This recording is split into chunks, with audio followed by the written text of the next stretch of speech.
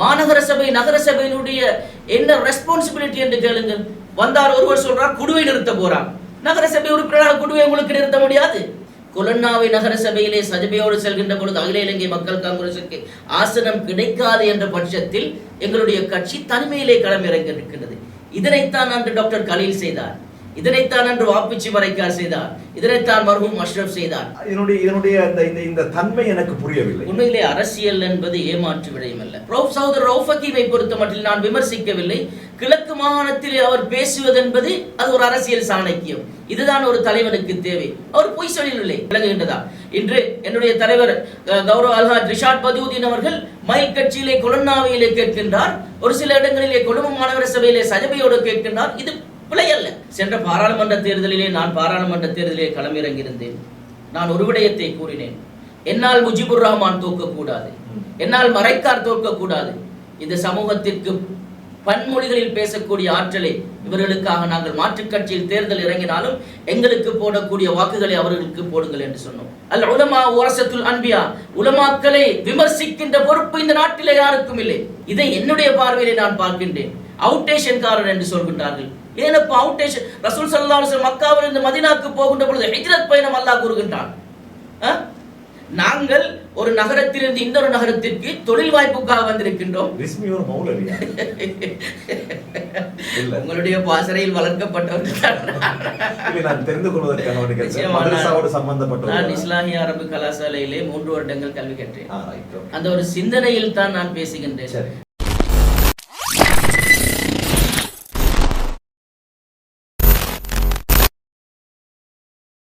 உயர்கல்வித்துறையில் 15 வருடங்களை நிறைவு செய்த பம்பலப்பிட்டிய அமேசான் காலேஜ் அண்ட் கேம்பஸில் புதிய வகுப்புகள் ஆரம்பம். முன்பள்ளி ஆசிரியர் பயிற்சி நெறி, உளவியலும் உளவளத்துணையும், கணனி, ஆங்கிலம் மற்றும் முகாமைத்துவ பாடநெறிகளுடன் HND, டிகிரி, மாஸ்டர்ஸ் வரையான பாடநெறிகள் இலங்கை பல்கலைக்கழக மானியங்கள் ஆணைக்குழுவினால் அங்கீகரிக்கப்பட்டு கல்வி அமைச்சின் கீழ் 3ஆம் நிலை தொழிற்கல்வி ஆணைக்குழுவினால் பதியப்பட்ட அமேசான் காலேஜ் அண்ட் கேம்பஸ். மேலதிக விவரங்களுக்கு 0765 204 604 www.amazoncollege.lk.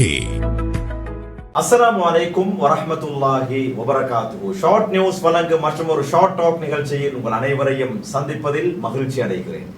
உள்ளூராட்சி மன்ற தேர்தல் நெருங்கிக் கொண்டே இருக்கின்றது. வேட்பாளர்கள் கடுமையான தேர்தல் பிரசார பணிகளிலே ஈடுபட்டிருக்கின்றார்கள். அந்த அடிப்படையிலே இன்றைய நிகழ்ச்சிக்காக வேண்டியும் ஒரு இளம் வேட்பாளரை நாங்கள் அழைத்திருக்கின்றோம். கொலன்னாவ நகர சபைக்காக போட்டியிடக்கூடிய அகில இலங்கை மக்கள் காங்கிரசின் மேயர் வேட்பாளர் சகோதரர் AM ரிஸ்மி அவர்கள் கலையகத்தில் இருக்கின்றார்கள். நிகழ்ச்சிக்குள் அவர்களை சலாம் கூறி அன்போடு வரவேற்றுக் கொள்கிறேன். அஸ்ஸலாமு அலைக்கும் வரஹ்மத்துல்லாஹி வபரகாத்துஹு. வலைக்கும் அஸ்ஸலாம் வரஹ்மத்துல்லாஹி வபரகாத்துஹு. உங்களை நான் எப்படி அறிமுகப்படுத்த வேண்டும்? நீங்கள் ஒரு ஊடகவியலாளர் என்று எனக்கு தெரியும். உங்களை நீங்களே அறிமுகப்படுத்திக் கொடுங்க. நிச்சயமாக அப்துல் ரஹ்மான் அவர்களே, நானும் தேசிய தொலைக்காட்சி அதுபோல் பிரைவேட் சேனல்களே ஒரு ஊடகவியலாளனாக 16 வருடங்கள் கடமையாற்றி இலங்கை மினிஸ்ட்ரி ஆஃப் இண்டஸ்ட்ரி அண்ட் கொமர்ஸிலே ஸ்ரீலங்கன் பிளானிங் சர்வீஸிலே அசிஸ்டன்ட் டைரக்டர் உதவி பணிப்பாளராக பெர்மனன்ட் 3 வருடங்கள் நேஷனல் கிராஃப்ட் கவுன்சில் என்று சொல்லக்கூடிய ஒரு அருங்கலை பேரவையிலே கடமையாற்றினேன். அதுபோல் என்னுடைய தொழிலும் இவ்வாறு சென்று கொண்டிருக்கின்றது. என்னுடைய பிறந்த இடம் மன்னாராக இருந்தாலும் சுமார் 20 வருடத்திற்கு மேலாக நான் புகுந்த இடம் கொலன்னாவை என்றுதான் என்னை அறிமுகப்படுத்த வேண்டும். சரி, அகில இலங்கை மக்கள் காங்கிரஸிலே களமிறங்கி இருக்கிறீர்கள். தலைவருக்கும் உங்களுக்கும் ஏதாவது நெருக்கமான உறவு இருக்கிறதா? நிச்சயமாக அன்று நாங்கள் அந்த தலைவனை ஒரு சிறுவனாக கண்கின்ற பொழுது ஒரு சமூக தொண்டனாக கண்டோம். இப்போது இந்த அரியாசனத்திலே அந்த தலைவனை ஒரு தலைவராக, அதுவும் சமூகத்தின் தலைவராக காண்பதையிட்டு, அவருக்கு பின்னால் பயணிப்பதையிட்டு, ஒரு தூய்மையான அரசியலுக்கு பின்னால் செல்வதையிட்டு நான் மகிழ்ச்சி அடைகின்றேன். என்றும் இன்ஷா அல்லாஹ் ரிஷாட் என்ற ஒரு நாமம் இந்த நாட்டிலே எப்போது அரசியலிலிருந்து ஒதுங்குகின்றாரோ அப்போது நாங்களும் ஒதுங்குவோம். இது சத்தியம்.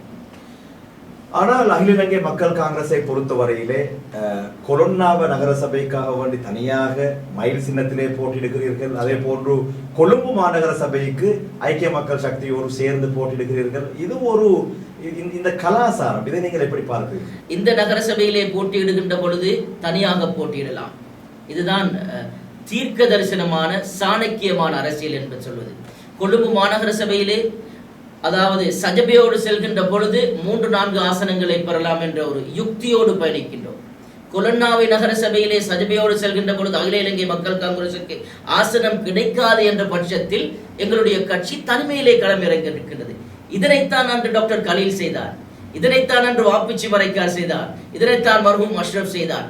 அரசியல் என்பது அப்துல் ரஹ்மான் அவர்களே, என்னை பொறுத்த மட்டிலே மார்க்கமும் அல்ல மதமும் அல்ல. எங்கு காத்தடிக்கின்றதோ முஸ்லிம் சமூகத்திற்கு களிமா சொன்ன முஸ்லிம்களுக்கு அங்கு குரல் கொடுப்பதற்கு இந்த அரசியலை நாங்கள் ஜஸ்ட் ஒரு வேயாக சோசியல் ஆக்டிவிட்டியாக பார்க்கின்றோம். ஒரு தொழிலாக நாங்கள் ஒரு நாளும் செய்யவில்லை, செய்யவும் மாட்டோம். இது ஒரு ஏமாற்று அரசியல் என்று நான் சொன்னால் ஏற்றுக்கொள்வீர்களா? ஏனென்றால் அண்மைய நாட்களாக சமூக வலைத்தளங்களிலே வைரலாக பரவி வரக்கூடிய ஒரு விடயத்தை நான் உங்களுக்கு ஞாபகம், நீங்களும் பார்த்திருக்கீங்க. ஸ்ரீலங்கா முஸ்லிம் காங்கிரசின் தலைவர் சம்மான் துறையிலே மேடையிலே சொல்கிறார், ஐக்கிய மக்கள் சக்தி அது செத்து போன கட்சி. நேற்றைய தினம் இன்னும் ஒரு வீடியோவை பார்த்து நினைக்கிறேன், கொழும்பு பகுதியிலே பேசக்கூடிய நேரத்திலே இன்னும் ஒரு விடயத்தை சொல்கிறார். நாங்கள் சம்மான் துறையிலே அம்பாறை போன்ற இடங்களில் அப்படித்தான் சொல்லுவோம், கொழும்பிலே அப்படி இல்லை. ஐக்கிய மக்கள் சக்தி ஆதரவாளர்கள் ஒன்றும் குழம்பிக் கொள்ள தேவையில்லை. உங்களுடைய தலைவரும், அதாவது நீங்கள் கொரோனாவிலே வாக்கு வேட்டையிலே நீங்கள் ஈடுபடக்கூடிய நேரத்திலே ஐக்கிய மக்கள் சக்தியை விமர்சிப்பாரா, அல்லது இதனுடைய இந்த தன்மை எனக்கு புரியவில்லை. உண்மையிலே அரசியல் என்பது ஏமாற்று விடயம் அல்ல. இஸ்லாமிய ஹிலாஃபாவை எடுத்துக் கொள்கின்ற பொழுது உமர் ரலியல்லாஹு அன்ஹு அரசியல் செய்திருக்கின்றார், அபூபக்கர் செய்திருக்கின்றார், உஸ்மான் செய்திருக்கின்றார், உமையாக்களுடைய ஆட்சிகள் இருக்கின்றது, ரப்பானியர்களுடைய ஆட்சி இருக்கின்றது.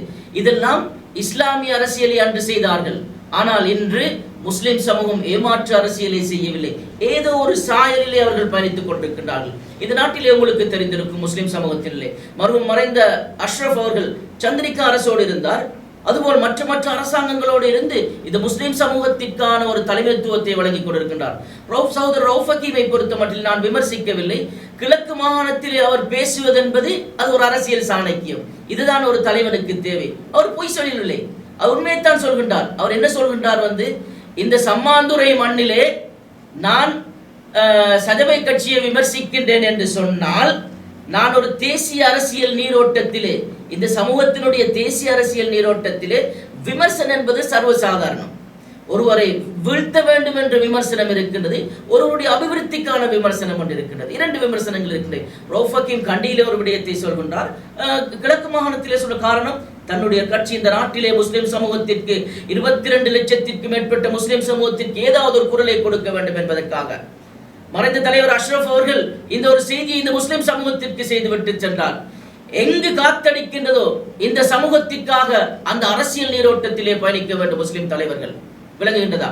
இன்று என்னுடைய தலைவர் கௌரவ அல்ஹாஜ் ரிஷாட் பதியுதீன் அவர்கள் மயில் கட்சியிலே கொலன்னாவிலே கேட்கின்றார், ஒரு சில இடங்களிலே கொழும்பு மாநகர சபையிலே சஜபையோடு கேட்கின்றார். இது பிழை அல்ல. அனுரகுமார திசாநாயக்க தம்புத்தேகமையிலிருந்து மணியிலே கொழும்பில் கேட்க வேண்டும் என்று சொன்னால் ஏன் ரிஷாட் பதியுதீனுக்கு இந்த நாட்டிலுடைய முஸ்லிம்களிடம் கேட்கக்கூடாது? மஹிந்த ராஜபக்ஷவுக்கு அம்பாந்தோட்டிலிருந்து புகட்டுவையிலே கேட்க வேண்டும் என்று சொன்னால் ஏன் ரிஷாட் பதியுதீனுக்கு தேர்தல் கேட்க முடியாது? ஏன் காழ்ப்புணர்ச்சியா, பொறாமையா? இப்போது ட்ரெண்டாக இருக்கின்ற விடயம் தான் அப்துல் ரஹ்மான் அவர்களே, உங்களுக்கு தெரியும், நீங்கள் ஒரு சிரேஷ்ட ஊடகவியலாளர். ரிஷாட் பதியுதீனை எப்போது மடையடிக்க முடியுமோ, ரிஷாட் பதியுதீனுடைய விடயங்களில் ஃபேஸ்புக், சோஷியல் மீடியா, எலக்ட்ரானிக் மீடியாவிலே கை வைத்தால் அந்த சேனல் பூஸ்ட் ஆகும். That is marketing strategy. இதுதான் ஒரு சந்தைப்படுத்தல். ரிஷாட் பதியுதீனை வைத்துக் கொண்டு அவர்களுடைய ஊடகத்தை பூஸ்ட் பண்ண வேண்டும் என்று சொன்னால் நத்திங், நீங்கள் உழைத்துக் கொண்டு போங்கள். ஆனால் ரிஷாடுக்கு முதுகுக்கு பின்னால் குத்தி, உங்களுக்கு தெரிந்திருக்கும், ரிஷாட் பதியுதீனை ஈஸ்டர் சண்டையோடு தொடர்பு படுத்தினார்கள். அவருடைய தம்பியை போட்டார்கள் சிறைக்குள், சிறைவாசம். மனைவியை போட்டார்கள், அவருடைய வாப்பா குடும்பங்களை போட்டார்கள். நோன்பு பிடிக்கின்ற டைமில் இதற்கெல்லாம் காரணம் என்ன? இந்த முஸ்லிம் சமூகத்திற்கு குரல் கொடுத்ததற்காக, இந்த முஸ்லிம் சமூகம் இந்த நாட்டிலே நிம்மதியாக வாழ வேண்டும் என்பதற்காக, இந்த முஸ்லிம் சமூகத்தினுடைய பள்ளிகள் உடைக்கப்படுகின்ற பொழுது, இந்த முஸ்லிம் சமூகத்தினுடைய அபாயாக்கள் கலட்டப்படுகின்ற பொழுது, இந்த முஸ்லிம் சமூகத்திற்கு சார்பாக பிடிஐ கொண்டு வருகின்ற பொழுது, இதற்கு எதிராக பாராளுமன்றத்தில் பேசியது தப்பா? நான் கேட்கின்றேன். அண்மையிலே ஒரு மௌலவி இங்கு வந்தார், விமர்சிக்கின்றார். அல் உலமா வரசத்துல் அன்பியா, உலமாக்களை விமர்சிக்கின்ற பொறுப்பு இந்த நாட்டிலே யாருக்கும் இல்லை. உலமாக்கள் இந்த சமூகத்தினுடைய கண்ணியமானவர்கள். சொல்கிறீர்களா? நிச்சயமாக உங்களுக்கு தெரிந்திருக்கும், ரிஷி முஃப்தியை விமர்சிக்கின்றார். ரிஷி முஃப்தி ஒரு முஃப்தி. ஏதோ ஒரு வகையிலே நான் விமர்சிக்கவில்லை, விமர்சன அரசியலை விடுங்கள். வாப்புச்சி மரைக்கார் செய்தார், டாக்டர் கலீல் செய்தார், பதியுதீன் மஹ்மூத் செய்தார். இவர்கள் எல்லாம் விமர்சன அரசியல் செய்யவில்லை அப்துல் ரஹ்மான் அவர்களே. நியாயமான கருத்து. ஆனால் ஒன்றை ஞாபகத்தில் வைத்துக் கொள்ளுங்கள், நீங்கள் கொரோனாவைக்கு வந்து எவ்வளவு காலம்? நான் ஒரு 22 வருடங்கள் 22 வருடங்களாக நீங்கள் கொழும்பிலே வசிக்கிறீர்கள். சரி, அகில இலங்கை மக்கள் காங்கிரஸ் உங்களுடைய கட்சியாக இருக்கட்டும், ஸ்ரீலங்கா முஸ்லிம் காங்கிரஸ் ஆக இருக்கட்டும், ஸ்ரீலங்கா முஸ்லிம் காங்கிரஸ் உடைய தலைமையகம் எங்கே இருக்கிறது உங்களுக்கு தெரியும். இப்படி எல்லாம் இருக்க இந்த கொழும்பு மாவட்டத்திலே வாழக்கூடிய முஸ்லிம்கள் எதிலே முன்னேற்றம் அடைந்திருக்கிறார்கள்? கல்வியிலே முன்னேற்றம் அடைந்திருக்கிறார்களா, அல்லது கொழும்பிலே போதை இல்லாமல் ஆக்கப்பட்டிருக்கின்றதா? என்ன வாப்பா நீங்க பேசுறீங்க?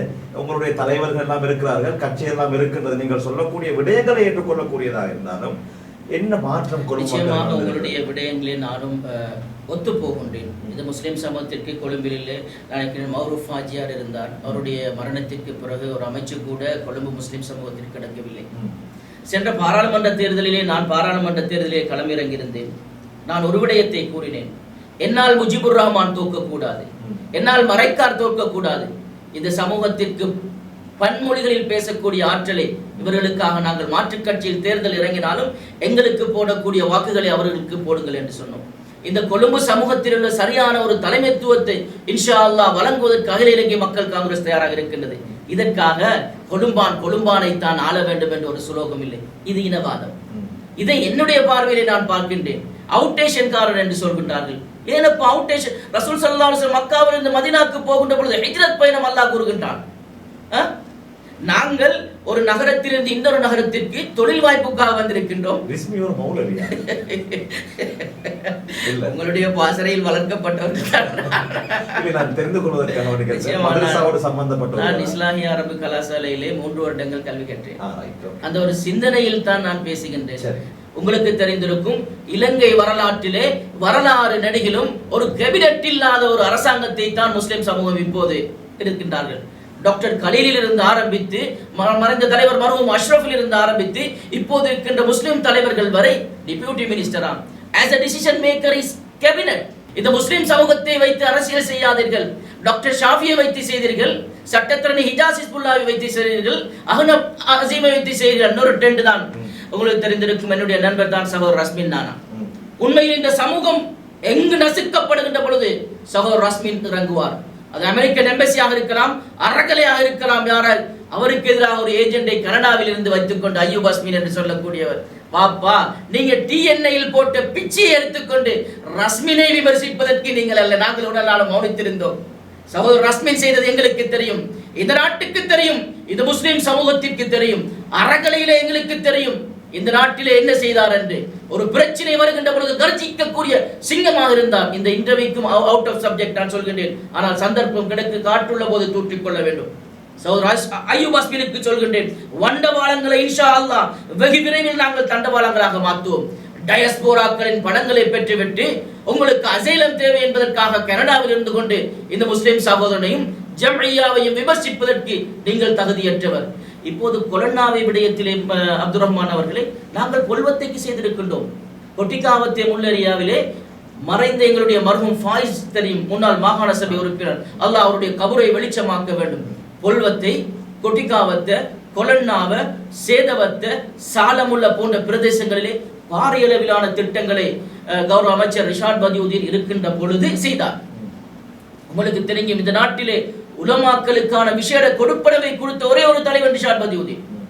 தையல் பயிற்சி நிலையங்களை, அதாவது வீடுகளில் இருக்கின்ற பெண்கள் சுயாதீனமாக தொழில் வாய்ப்புகளிலே ஈடுபட்டு ஏதோ ஒரு சம்பாத்தியத்தை பெற என்பதற்காக 12 தையல் மெஷின்களை மெகடகுலன்னாவ கொல்வத்த போன்ற பிரதேசங்களில் நாங்கள் நிறுவி அவர்களுக்கு தையல் மெஷினை கொடுத்தோம்.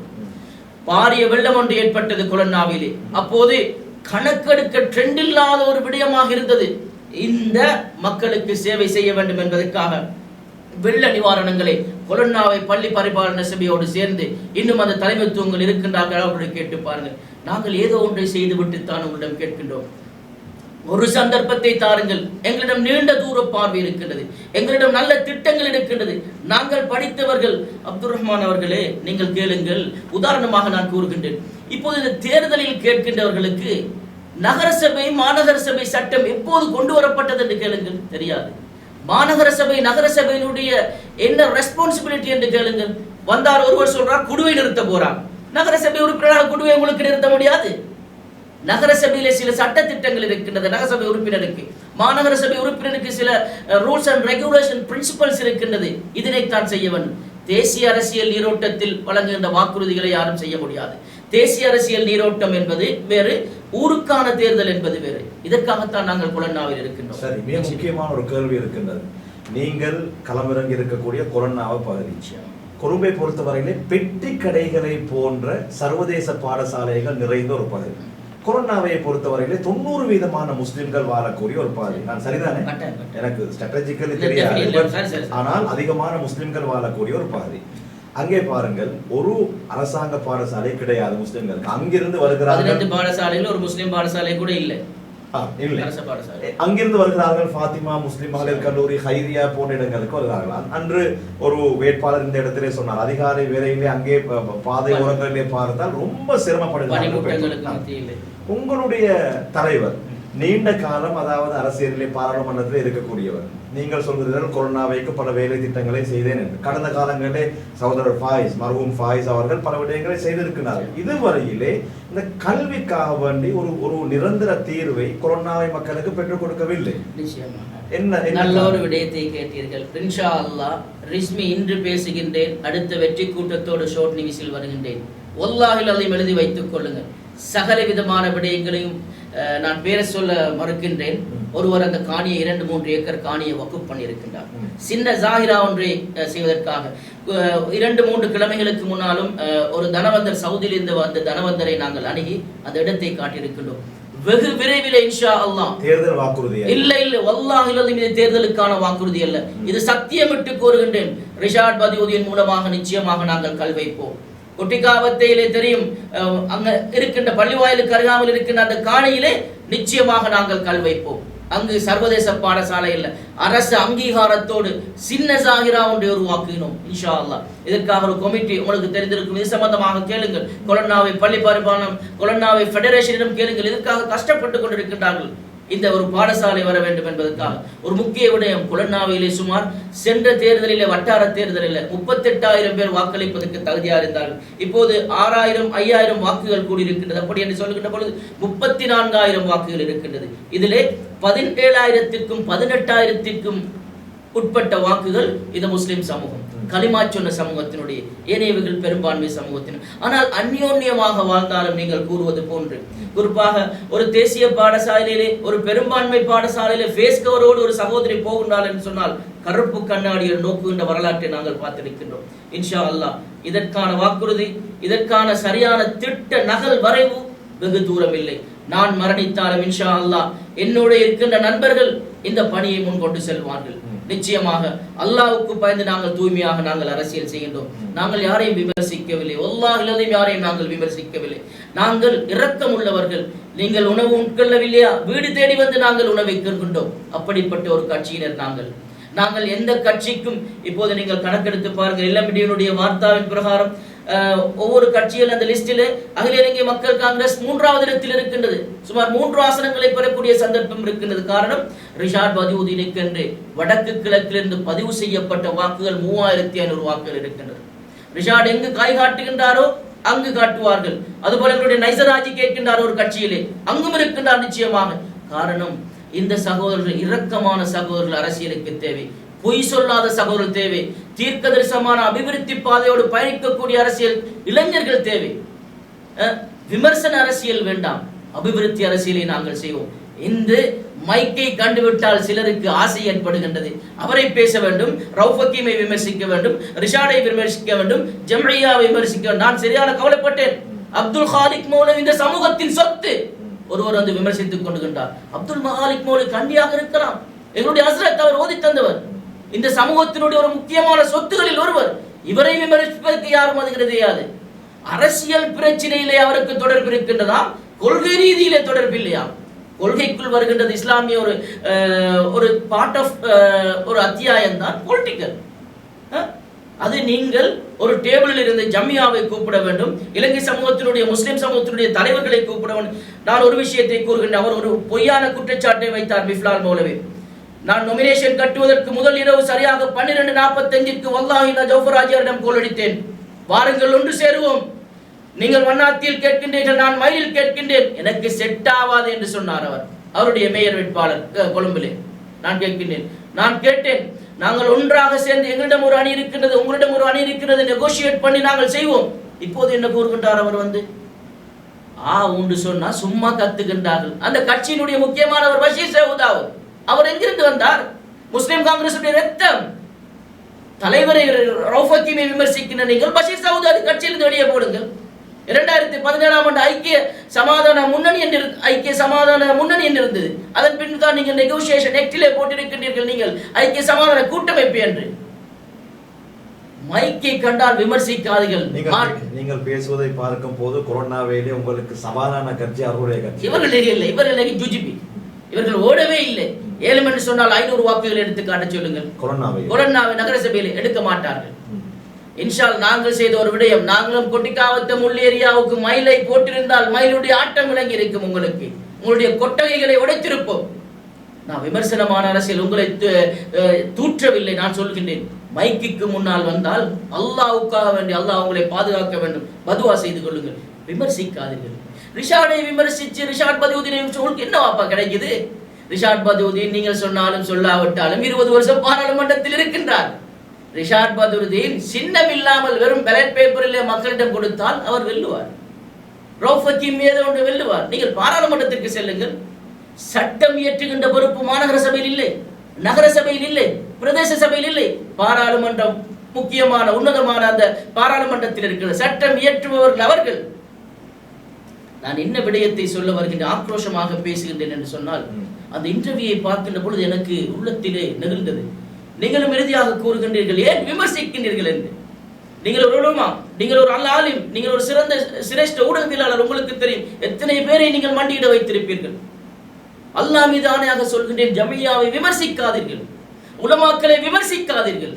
இந்த சமூகத்தின் சொத்துகள் அவர்கள். ஏதோ ஒரு வழியிலே குர்ஆனை சுமந்தவர்கள், எங்களுக்கு உபன்யாசம் செய்பவர்கள். ஏன் விமர்சிக்கின்றீர்கள்? அவர்கள் பிழை செய்தால் அல்லாஹ்வுக்காக வேண்டி உங்களிடம் கெஞ்சி மன்றாடி கேட்கின்றேன், நீங்கள் அவரிடம் மன்னிப்பு கேளுங்கள். அவர் தானாக வரவில்லை தலைவராக. நான் பார்க்கின்ற பொழுது எத்தனை உலமாக்கள் வாக்களித்துத்தான் வந்திருக்கின்றார். இதற்காக நான் அவருக்கு பின்னால் வக்காலத்து வாங்கினேன். இதுதான் யதார்த்தமான ஜியோ பொலிட்டிக்கல். அதனை தெரிந்து கொள்ளுங்கள். இறுதியாக சொல்லுங்கள். அதாவது பல விடயங்களை நாங்கள் பேசி இருக்கின்றோம், நிகழ்ச்சியின் இறுதி கட்டத்தில் இருக்கின்றோம். அதாவது அகில இலங்கை மக்கள் காங்கிரஸ் சார்பாக கொரோனாவை நகர சபைக்காக வேண்டி தனித்து போட்டியிடுகிறீர்கள். 21 வேட்பாளர்கள் உங்களோடு இருப்பார்கள். உங்களுடைய வேட்பாளர்கள் பற்றியும் கொரோனாவை மக்கள் உங்களுக்கு ஏன் வாக்களிக்க வேண்டும் என்பது பற்றியும் உங்களுடைய கமராவை பார்த்து சொல்லிவிடுங்கள். நிச்சயமாக அப்துல் ரஹ்மான் அவர்களே, கொரோனாவை நகர சபையிலே மயில் சின்னத்திலே அகில இலங்கை மக்கள் காங்கிரஸ் 21 வேட்பாளர்களிலே 6 பெண் வேட்பாளர்களை களமிறங்கியிருக்கின்றோம். ஏனையவர்கள் ஆண்கள். 2 சட்டத்தரணிகள், 2 MBA ஹோல்டர்ஸ், 3 புரோக்கர், வீடு செய்பவர்கள், அதுபோல் பெண்கள், வீட்டு சமூக ஆர்வலர்கள் நாங்கள் தேர்தல் களத்திலே களமிறங்கியிருக்கின்றோம். கொரோனாவை மக்கள் ஏன் எங்களுக்கு வாக்களிக்க வேண்டும்? சுமார் 1930ஆம் ஆண்டு ஆரம்பிக்கப்பட்ட கொரோனாவை நகர சபையிலே சென்ற முறைதான் ஒரே ஒரு முஸ்லிம் மந்திரி, அதாவது உறுப்பினர் இருந்திருக்கின்றார். 9க்கும் 10க்கும் இடைப்பட்ட முஸ்லிம் உறுப்பினர்கள் இருக்க வேண்டிய அந்த இடத்திலே அதனுடைய வெற்றிடம் இன்று வரை காலியாக இருக்கிறது.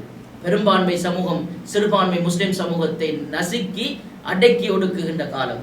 இதைத்தான் நாங்கள் யோசித்தோம். இந்த கட்சியோடு பயணிக்கின்ற பொழுது ஒரு ரிசர்ச் ஒன்றை செய்திருக்கின்றோம்.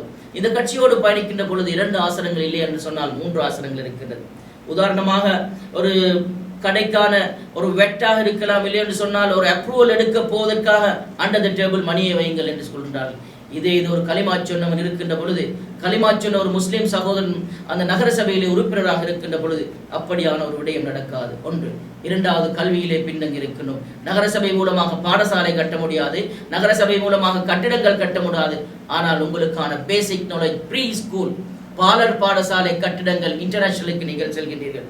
2-3 பாலர் பாடசாலைகளை ஏதோ ஒரு கஷ்டப்பட்டு அதற்கு இருக்கின்ற 100% சுமைகளிலே 50% நாங்கள் குறைப்போம். 2வது. 3வது விடயமாக முஸ்லிம் சமூகத்தில் முஸ்லிம்கள் இருக்கின்ற விடயங்களே பாதைகள் போட முடியாமல் இருக்கின்ற நகர சபை மூலமாக வருகின்ற எலோகேஷன் மூலமாக இதற்காக நாங்கள் செய்வதற்கு, அதுபோல் தெரு விளக்குகள் இதுவே உட்பட கான்கள் முஸ்லிம்கள் இருக்கின்ற பகுதியில் நெலும்புகள் அதிகமாக இருக்கின்றது. இந்த நுளம்புகள் மூலமாக டெங்கு அதிகரிப்பதற்கான காரணம் இருக்கின்றது. இதற்கான ஒரு ப்ரொசீஜர் இருக்கின்றது. எவ்வாறு பிஹெச்சி அணுக வேண்டும், எவ்வாறு MOH மூலமாக செல்ல வேண்டும், இந்த பிரதேசத்தை எவ்வாறு நாங்கள் சுத்தம் செய்ய வேண்டும் என்று இருக்கின்றது. இதற்காக நான் மதுபோதை அடக்குவேன் என்று நான் சொல்லவில்லை. என்னால் இயலாதத்தை எனக்கு சொல்ல முடியாது. அதுபோல் இன்ஷா அல்லாஹ் ஒரு பேக் பெஞ்சஸாக பின்வரிசைக்காரராக இன்ஷா அல்லாஹ் கொலன்னாவிலே ஒரு சின்ன ஜாகிரா ஒன்றை உருவாக்குவதற்குரிய சகல விதமான திட்ட நகல் வரைவுகளும் முடிவுற்றிருக்கின்றது. 60 வீதமானது. இன்னும் 40 வீதமான எலெக்ஷனுக்கு பிற்பாடு இன்ஷா அல்லாஹ் அல்லாஹ்வுடைய உதவியால் அதற்கான நகலும் இருக்கின்றது.